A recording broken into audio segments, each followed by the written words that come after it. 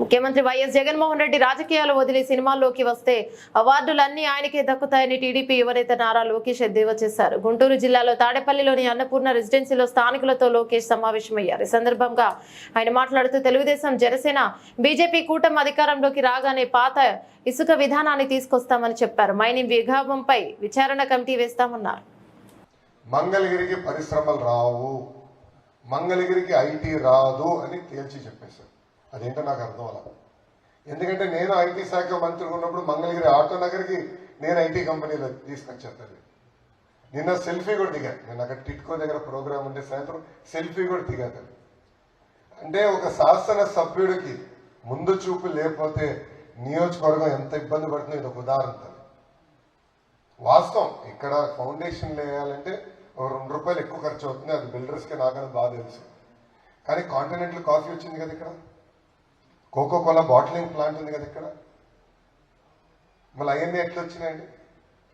అంటే ఒక నాయకుడికి విజన్ ఉంటే పరిశ్రమలు తీసుకురాగలుగుతాం, పెట్టుబడులు తీసుకురాగలుగుతాం, వేలాది మందికి ఉద్యోగాలు, ఉపాధి కల్పించగలుగుతాం. దానికి నేను కట్టుబడి ఉన్నా. మన మంగళగిరి నియోజకవర్గంలో ఎక్కువ మంది స్వర్ణకారులు ఉన్నారు. నా ఆలోచన ఏంటంటే మంగళగిరిని దక్షిణ భారతదేశానికి గోల్డ్ హబ్ గా తయారు చేయాలి. ఒక తనీష్ కానీ, జోయలుకాస్ కానీ ఇలాంటి అనేక మంది తీసుకొచ్చి ఇక్కడనే మ్యానుఫ్యాక్చరింగ్ చేయాలి. ఇక్కడ నుంచి కేవలం మన దేశానికి కాదు ప్రపంచానికి నగలు పంపించాలన్నా, simple jewellery, fast fashion jewellery తయారు చేయాలి, కేర్ ఆఫ్ అడ్రస్ మంగళగిరి చేయాలనేది నా ఆలోచన.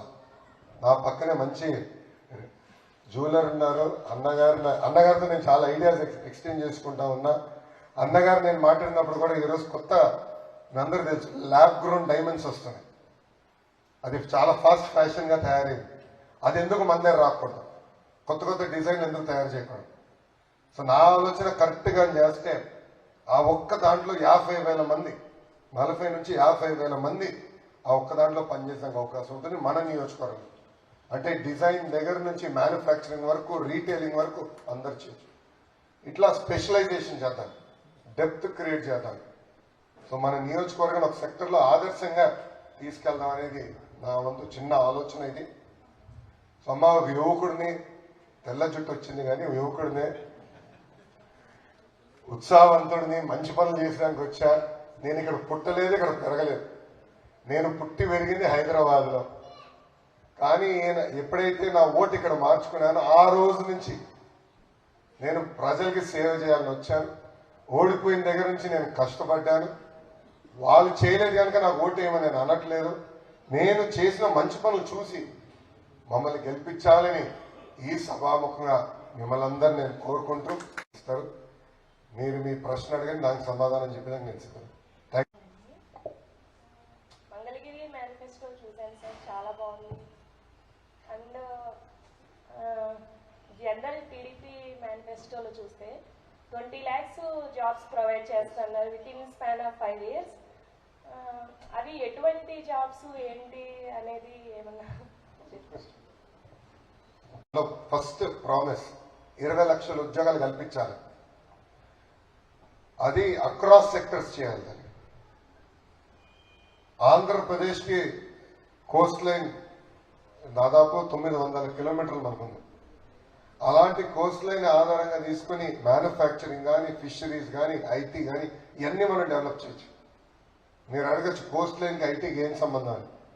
నేను ఎప్పుడు చెప్పా, గోవా, హైదరాబాద్ని పెళ్లి చేసుకుని పిల్లల కంటే అది విశాఖపట్నం లాగా ఉంటుందని. అంటే అంత అద్భుతమైన అవకాశం విశాఖపట్నానికి ఉంది ఐటీ రంగంలో. సేమ్ థింగ్ కిందికి వస్తే, అంటే ఉత్తరాంధ్రకి ఇంకా ఫర్దర్కి వెళ్తే శ్రీకాకుళం ఆ బెల్ట్లో పెద్ద ఎత్తున ఫార్మా మ్యానుఫ్యాక్చరింగ్ వెళ్ళొచ్చు. ఫార్మా ఈరోజు చూస్తే ఎఫ్లూయెంట్ ఫ్రీ మ్యానుఫ్యాక్చరింగ్ వెళ్ళొచ్చు. టెక్నాలజీలు వచ్చేసినాయి, అది అక్కడ తీసుకురావచ్చు.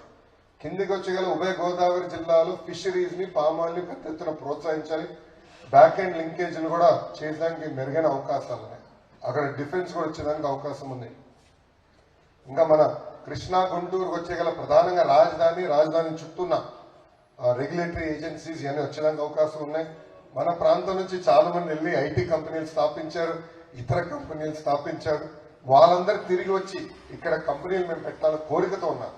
ప్రభుత్వం కానీ ఒక అడిగేస్తే వాళ్ళు ముందరకు వచ్చడానికి సిద్ధంగా ఉన్నారు. అది పెద్ద ఎత్తున ప్రోత్సహించవచ్చు. ఇంకా కిందకి వెళ్తే ఎక్కువ ఫోకస్ మ్యానుఫ్యాక్చరింగ్ వెళ్దాం. సో అనంతపూర్ని ఆటోమోటివ్ క్లస్టర్గా తయారు చేయాలి. ఒక కియా సరిపోతుంది. Why can't we bring 5 more companies? Same thing మనం ఇక్కడికి వెళ్తే కర్నూలుకి వెళ్తే మొత్తం రెన్యూవల్ ఎనర్జీ ఫోకస్ చేయాలి. అండ్ కర్నూలులో హార్టికల్చర్ మిషన్ నేను ప్రకటించాను. సో ప్రపంచానికి కావాల్సిన మామిడి ఎందుకు మన కర్నూలు జిల్లా రాయలసీమలో పండించగలం, అక్కడి నుంచి ఎందుకు పండించకూడదు అనేది నా ఆలోచన.